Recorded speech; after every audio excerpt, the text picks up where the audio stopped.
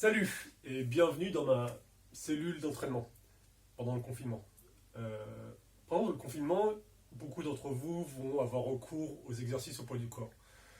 Et de ce fait, vous allez trouver plein de coachs en live qui vont faire des cours, qui vont proposer des exercices. Vous allez également trouver beaucoup de vidéos où des coachs vont faire des exercices souvent en circuit training, avec peu de temps de repos, beaucoup de volume.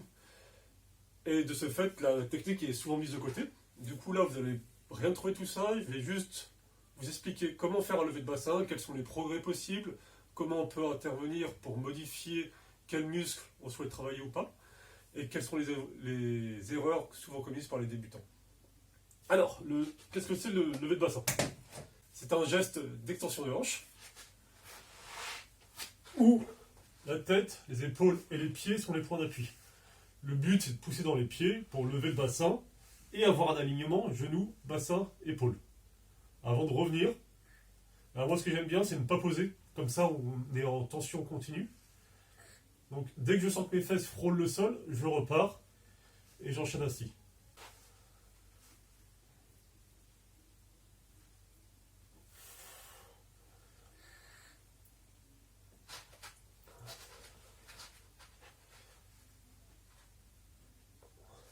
Donc, pour ce faire, si vous êtes un grand débutant, vous voulez poser les bras au sol pour vous soulager une partie du poids. Autrement, vous voulez les enlever pour isoler au maximum les membres inférieurs.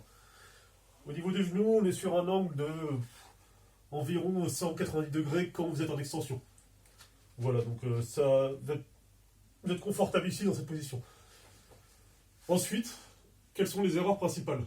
Donc souvent, en fait, le débutant, il va avoir tendance à surfaire l'extension du bassin. C'est-à-dire que quand il va monter très haut ainsi, et il va faire une arche au niveau lombaire.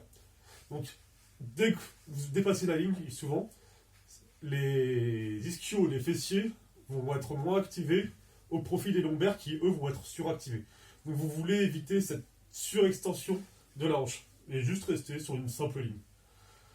Le débutant aussi va avoir tendance à un peu trop tricher avec les bras et à pousser ici pour faire un geste explosif. Pareil, en fait, ce que vous voulez ici, l'intérêt du lever de bassin, en fait, c'est la mobilisation de l'ischio et du fessier. C'est un super exercice, avec les variations sur lesquelles on va discuter après, qui va permettre de les mobiliser de manière super efficace. Donc, juste, soyez propre, poussez avec les pieds, et vous sentirez normalement vos fessiers et vos ischios. Et enfin, la troisième erreur que l'on voit souvent, c'est le roulis. C'est-à-dire qu'en fait, on va rouler sur les épaules pour monter de plus en plus haut. Ça peut aider, notamment dans des variations qui sont un peu plus dures, mais je vous conseille de bien rester stable pour isoler au maximum et avoir un maximum de bénéfices sur l'ischio et le fessier. Alors, on va voir à présent quelles variations vous pouvez faire dans la position de votre lever de bassin pour influencer sur les muscles travaillés. Alors, premièrement, ce qui est intéressant en fait, c'est est-ce que je lève la pointe de pied ou est-ce que j'ai le pied à plat? Et en fait, les études montrent que si j'ai le pied à plat, je vais plutôt taper les ischios, alors que si je lève la pointe de pied, je vais plutôt taper les fessiers. Et du coup, lever la pointe de pied, c'est vachement conseillé pour des gens qui ont du mal à sentir leurs fessiers et qui ont besoin de les réveiller. Donc, si vous êtes quelqu'un d'assez initié dans le lever de bassin, dans l'extension du bassin, et que vous sentez bien vos fessiers, vous pouvez le faire à plat. Autrement, je vous conseille vraiment de le faire sur les talons, car ça permet vraiment de bien ressentir les fessiers, et c'est un enjeu majeur dans l'entraînement physique. La seconde chose qui est intéressante, c'est l'écart de pied. Donc là, plus vous allez écarter les pieds, plus vous sentirez vos fessiers, et au contraire, plus vous les rapprocherez, plus vous sentirez vos ischios. Troisièmement, ce qui est intéressant, c'est la position des pieds par rapport aux fesses. C'est-à-dire que plus les pieds vont être proches, plus on sentira les fessiers. Je vous conseille de ne pas aller trop proche. Là, c'est un peu trop proche, ici c'est cool. Donc, si je veux sentir les fessiers au max, je lève les talons, je les rapproche de moi et j'écarte les pieds. Et là, normalement, je sens bien les fessiers. Et au contraire, par rapport à la position des pieds par rapport à moi, si j'écarte, enfin je les éloigne de moi plutôt, donc par exemple quasiment jambes tendues, je vais sentir tout de suite les ischios, et là je les sens direct. Donc là, je suis un peu trop tendu. Dans ce cas-là, si vous voulez un peu isoler les ischios, je vous conseille tout simplement de monter ainsi avec le genou, pas quasi tendu, mais sur une petite flexion. Et à présent, on va voir ce qui est le plus intéressant, c'est la progression.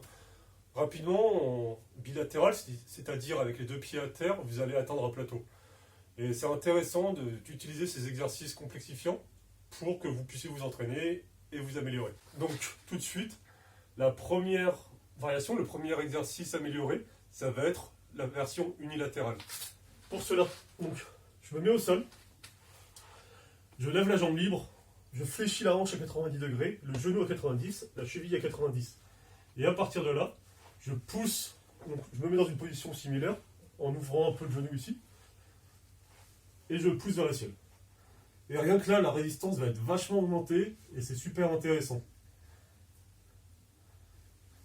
Encore après, une fois que je suis très confortable avec la version unilatérale, je prends un support sur lequel je vais surélever les pieds, et ça va augmenter donc l'intensité de l'exercice, c'est-à-dire la résistance nécessaire pour monter, parce que le chemin de trajectoire est vachement augmenté.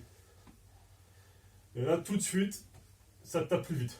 Par contre, ce que j'aime moins avec cette version, c'est que souvent, personnellement, je ressens vachement dans les ischio-jambiers. Donc, c'est important de toujours continuer à faire une variation qu'on fera après, c'est-à-dire avec une charge, mais de rester au sol. Ne faites pas que du lever de bassin avec les pieds surélevés, car, à mon avis, ça facilite beaucoup plus les ischio-jambiers. Et du coup, une fois que vous êtes vachement à l'aise avec la version bilatérale surélevée, vous faites la version unilatérale surélevée.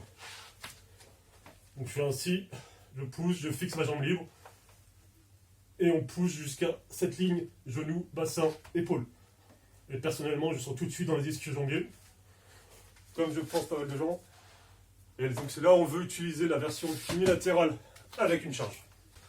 Alors, pour la version unilatérale avec...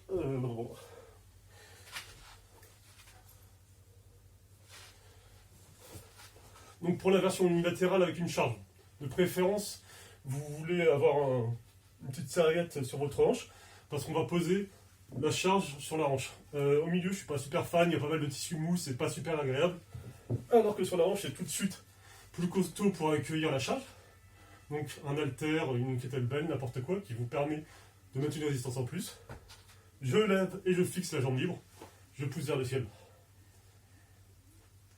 Et là, tout de suite, je sens super bien mon fessier, et ça me permet d'avoir une super alternative avec la version unilatérale surélevée.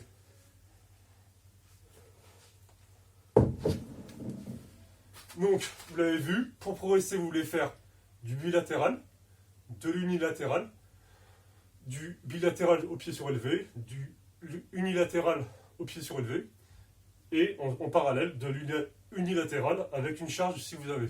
Dernier rapport technique pour vous, si vous avez des problèmes pour sentir vos fessiers, c'est souvent le cas chez des gens sédentaires qui sont beaucoup assis et qui ont perdu contact avec leurs fessiers. Vous avez deux variations qui pourront vous permettre de sentir vos fessiers. La première, c'est ce qu'on appelle la grenouille. Donc, vous joignez vos pieds les uns contre l'autre, vous pointez les genoux vers l'extérieur, vous vous couchez, et vous poussez à partir de l'extérieur des pieds vers le ciel pour lever le bassin.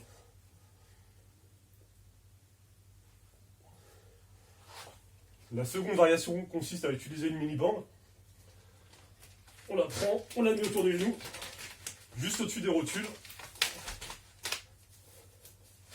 Et là, en fait, je vous conseille de mettre costaud, parce que vous serez en isométrique, c'est-à-dire que vous n'allez pas écarter volontairement les genoux, vous devrez juste maintenir cet effort pour que les fessiers s'activent. Donc, on prend assez costaud, on écarte les genoux pour qu'il y ait une tension, et quand on monte, normalement, ça devra tout de suite activer les fessiers pour rester en position. Donc n'hésitez pas à avoir un écart plus important que d'habitude au niveau des pieds, pour que les genoux soient eux écartés et qu'ils activent les fessiers.